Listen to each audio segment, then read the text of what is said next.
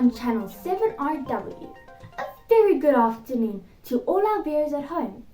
We are remembering a catastrophic flood that had occurred in Lainsburg, Western Cape 42 years ago. The Buffalo's River has been responsible for many floods over the years. Lots of heavy rain in the Karoo resulted in the extremely dry soil to reach saturation point, causing tons of water to rush down the Buffalo's River. I've selected archive footage from the day. Our reporter Jordan was live on the scene. Over to you, Jordan. Today, I'll be taking you through the dreadful days of the 1981 Lainsburg floods, also known as Black Sunday.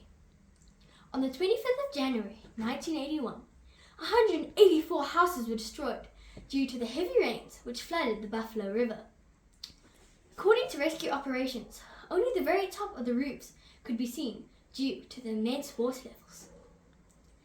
The Lainsburg flood is known as the biggest natural disaster in the history of South Africa.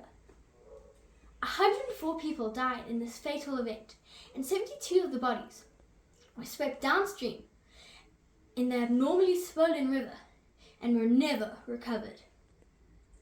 425 milliliters of rain fell overnight, and Lainsburg usually only gets 175 milliliters of rain per year, which makes this a very unusual occurrence. The force of the water from the river was so immense that victims' bodies were found as far as Mossel Bay. 10 of the survivors were found 21 kilometers away at Floresklal Dam. This incident could have been avoided if they had early warning systems put in place. This fatal incident reminds us of the power of nature and to be prepared for future disasters. Back to you, Taylor. Much has changed from the 1981 flood.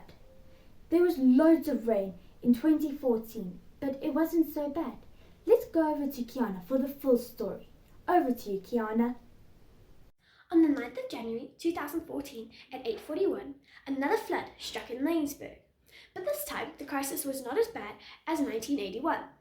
This time, instead of hundreds of people dying, no one died, because the flood help service was able to reach them in time and save all the people that were affected by the flood. In this year, there were a lot more precautions that were set to make sure that the flood was not as big as the flood in 1981. Although there were no people who died, there were some houses and roads especially that were destroyed, resulting in most roads, especially the N1, being undrivable.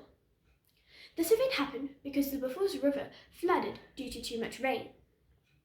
They could have probably added more stable walling or surrounding to the buildings so that not as many buildings got destroyed in this big event. This crisis was still small, but it had quite a large number of things that needed repairing.